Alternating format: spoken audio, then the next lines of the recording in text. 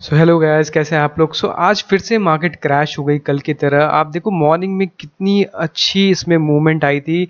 मतलब 24,700 के पास, मतलब जो कल का लो था उसको अच्छे से डिफेंड किया और इतनी अच्छी मूवमेंट आने के बाद पूरी तरीके से क्रैश हो गया। पर होता यही है कि पहले आप मॉर्निंग में जब ऐसे देखोगे ना कि निफ्टी इस तरीके से ऊपर जा रहा है तो हल्का सा भी नीचे आता है और आप बाई करने लग जाते हो कि हाँ अब यहाँ से मार्केट टर्न होने वाली है। बट आप ब्रॉडर पिक्चर नहीं देखते हो कि पीछे का सपोर्ट एंड रेजिस्टेंस कहाँ पे है, और आप इसको खरीदते हो ये सोच करके कि मार्केट यहाँ से और ऊपर जाएगा। लेकिन होता क्या है, आपने स्टॉप लॉस लगाया होता है, आपके स्टॉप लॉस हिट होते हैं और उसकी वजह से मार्केट पूरी तरीके से नीचे क्रैश हो जाती है।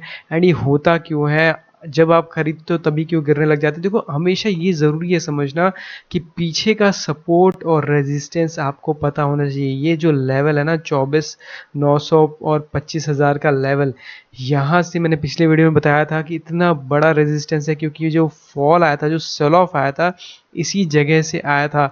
एक बार के लिए गिरा फिर ऊपर गया उसी लेवल से। यहाँ पर आप देख सकते हो कितना बड़ा निफ्टी पे क्रैश आया था। अब इस चीज़ को हमेशा आपको नोटिस करना चाहिए कि जो पीछे जो आपका रेजिस्टेंस है ना, जब तक इसके ऊपर ना निकल जाए तब तक आप लॉन्ग मत हो। आप डिप खरीदने जाओगे मार्केट में, आपको लगे कि मार्केट सुबह से ऊपर चल रही है, थोड़ी सी नीचे आती है, मैं लेकर और ऊपर निकल जाऊंगा थोड़ा सा, तो यही आपके साथ होगा और आपका स्टॉप लॉस इसी तरीके से हिट होगा। एंड आज जिस तरीके के वाइल्ड स्विंग्स आए इसी वजह से आए हैं, क्योंकि जब भी इनसाइड डे होता है, आप देखो इनसाइड डे क्या किसे कहते हैं।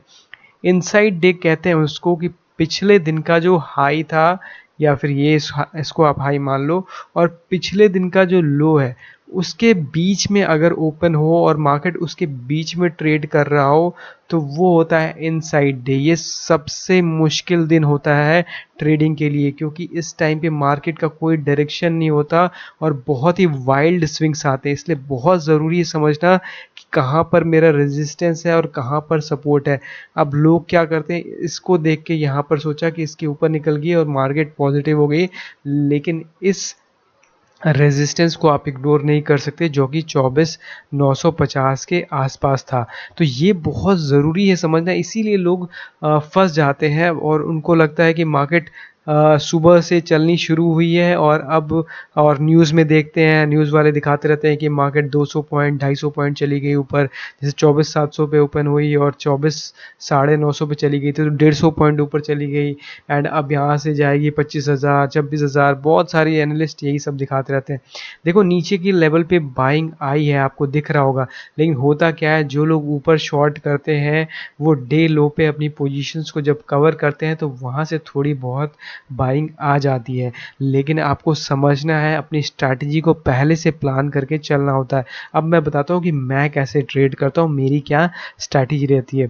देखो मैं वेट करूँगा जब तक इस 24,950 के ऊपर बड़े कैंडल्स नहीं बनेंगे। यहाँ पर बड़ा कैंडल बनना चाहिए जब यहाँ पर मार्केट आएगी। अभी जैसे मान लो आज या कल सुबह ओपन होता है और इस जगह पर आकर यहाँ पर बड़े बड़े कैंडल्स फॉर्म होने लग जाए, या फिर नीचे की साइड यहाँ पर नए लो बनाते हुए और इस जगह पर ब्रेक डाउन हो जाए, तो मेरी एंट्री होती है। इसके बीच में मैं कोई भी एंट्री नहीं लूँगा। देखो स्टॉक मार्केट ना डिसिप्लिन से चलता है, आपको अपना प्लान फॉलो करना पड़ेगा। ये हो गया डे हाई और ये हो गया डे लो, जब तक ये दोनों ब्रीच नहीं होगा तब तक आप मार्केट में ट्रेड मत करो। चाहे निफ्टी हो गया या स्टॉक्स हो गया, स्टॉक्स भी मैं ट्रेड तभी करता हूँ जब निफ्टी इसके ऊपर निकलना शुरू करेगा, तब मैं स्टॉक्स भी बाई करूँगा, और जब इसके नीचे जब गिरने लगेगा तो मैं स्टॉक्स को एग्जिट करना शुरू करूँगा।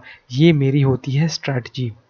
देखो मार्केट में आप जितना सिंपल चीज़ों को रखोगे ना उतना आपको इजी होगा प्रॉफिट में, नहीं तो आपको लॉसेस ही होंगे, ऐसे ही आप फंसोगे। देखो हमेशा ये याद रखो कि मार्केट जब गिरती है तो नए लो बनाते हुए जाती है, एंड जब ऊपर भी जाने वाली होती है तो उसी लेवल को रेस्पेक्ट देती है जहाँ से इसमें फॉल आया था, वहाँ पर आकर एक बार के लिए रिट्रेस होगी, जैसा यहाँ पर आपको 24,950 पे दिख रहा है।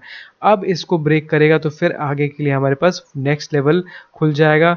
फिर वहाँ पर हमें देखना है कैसे, तो मतलब स्टेयर केसेस की तरफ फॉलो करती है, जैसे नीचे आई है वैसे ही ऊपर भी जाएगी। तो अगर आप day to day intraday trading करते हो तो ये चीज़ आप फॉलो करोगे तो आपको कभी दिक्कत नहीं आएगी। आप ऐसा मत करो कि यहाँ पर आ गया और शॉर्ट कर दो, फिर यहाँ पर आ गया तो बाई कर दो, क्योंकि आप फंस जाओगे।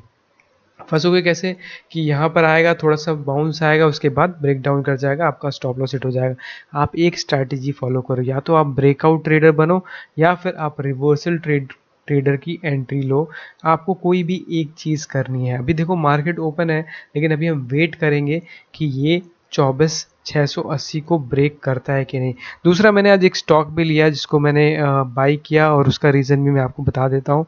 मैंने आज हिंदुस्तान और एरोनॉटिकल, जिसको हम HAL भी बोलते हैं, इसको बाई किया। क्यों किया वो भी मैं आपको समझा देता हूँ। देखो, इसको बाई करने का बहुत ही सिंपल सा रीज़न था कि इसके चार्ट को अगर आप बड़े टाइम फ्रेम पे देखोगे ना, अगर डेली का टाइम फ्रेम देखोगे, तो यहाँ पर आपको दिखेगा कि कितना बड़ा जो ब्रेकआउट है ये इस लेवल पर हुआ था, जो कि है इसका 4766। तो जिस दिन ब्रेकआउट हुआ था उस दिन तो मेरी एंट्री नहीं बन पाई थी, ये 4766 को जब इसने यहाँ पर पूरी तरीके से ब्रेकआउट कर गया था। लेकिन ब्रेकआउट करने के बाद वापस से आया है उसी जोन पे, रिटेस्ट किया है और एक अच्छा बुलिश कैंडल फॉर्म हुआ है। तो हम डे लो का स्टॉप लॉस लगाकर यहाँ पर बाई किया हुआ है आज हमने। और उसका बाई करने का तरीका यही होता है कि जो आपका डे है, इंट्राडे का जो चार्ट है, जैसे मान लो आप 5 मिनट का चार्ट देखते हो, तो 5 मिनट के चार्ट में आपको दिखेगा कि कितनी अच्छी इसमें बाइंग आपको दिखने को मिल रही है। तो अच्छे अच्छे सुबह सुबह जो बुलिश कैंडल बने हैं, तो इस वजह से हमने एंट्री ली है 4940 पे। तो ये तरीका होता है मेरा स्टॉक्स कलेक्ट करने का, लेकिन उसके लिए ज़रूरी होता है कि निफ्टी होल्ड करे। अगर निफ्टी क्रैश कर रहा है ना, अगर निफ्टी लगातार नए लो बना रहा है, फिर मैं स्टॉक्स में अपनी पोजीशंस बहुत ही लिमिटेड कर देता हूँ।